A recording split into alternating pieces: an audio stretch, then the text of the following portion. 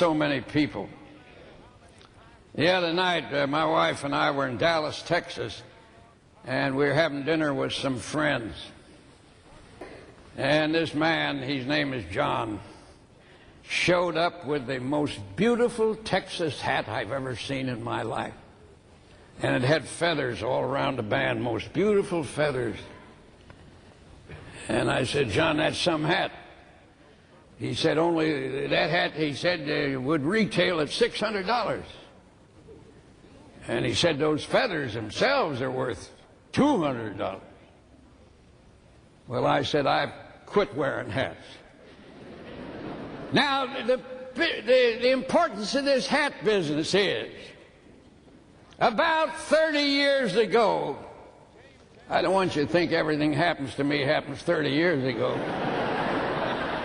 Ruth and I were in a little charming village in Italy along Amalfi Way called Sorrento. Bring me back to Sorrento, they sing. And on the square in Sorrento was a shop with beautiful merchandise in the window. And Ruth said, let's go into the shop. I demurred, but it was fruitless, and we were in the shop. This young man came forward speaking perfect English. He said, Madam, only he didn't say it, Madam, it was Madame. Welcome to my shop. And he added, you too, sir. He said, Madame, that is a beautiful gown you are wearing. Well, now, I'm never up to calling them gowns. To me, it was a plain dress. But to him, it was a gown. And I said to her, you better watch this guy. And even more so did I say that when he said, Madame, your eyes are a perfect match for the gown. And I thought that was carrying it too far.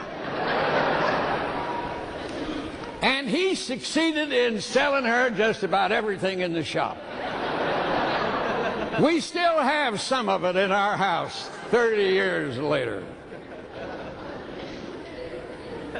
But by this time, I was falling under his charm also. And I said, you know, my friend, while I have great respect for Italians, you are a natural for America. You've got the American trait in you. You are the greatest salesman I've ever seen. I said, now you're talking. I want to go to the United States. He said, I believe in the American free enterprise system. I think it's the greatest system of production and distribution known to history. And I have my dream to go to the United States and be part of the American free enterprise system. And I got enthusiastic. And he said, the trouble is I haven't any money to go to the United States. And I'm worried that I never can make it.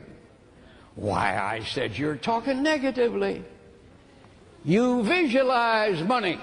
You visualize the means of going there, and they will ultimately spring to your fingers. That was going well out, I realize it. But I said, I tell you what I'll do. I'll send you a book. And when you get to New York, where you're surely going to get, you come see me. I gave him my card, and I said, I will get you a job. And when we got outside the shop, Ruth said to me, I hope he never shows up, because how are you going to get him a job? This was about June. Long in November, my secretary came into my office here. She said, there's a friend of yours from Italy outside. I said, I haven't got a friend in Italy. She said, this boy says you're his friend and he comes from Sorrento and that you promised him a job. And then it all came back to me. And I said, oh, what am I going to do now? But he came in, he said, well, glad to see you. I'm here. I'm going to be an American. All I need is a job. So I got an idea, and I sat down, and I dictated a letter to the presidents of a half a dozen men's haberdashery establishments up Fifth Avenue and Madison Avenue. And I said, dear sir, in Sorrento, Italy, I came across the greatest natural-born salesman I have ever seen in my life. He has now come to the United States. He is open for a position. And I wrote down on the bottom the names of all the people I was sending this to. And I said, the first one of you that communicates with me gets him.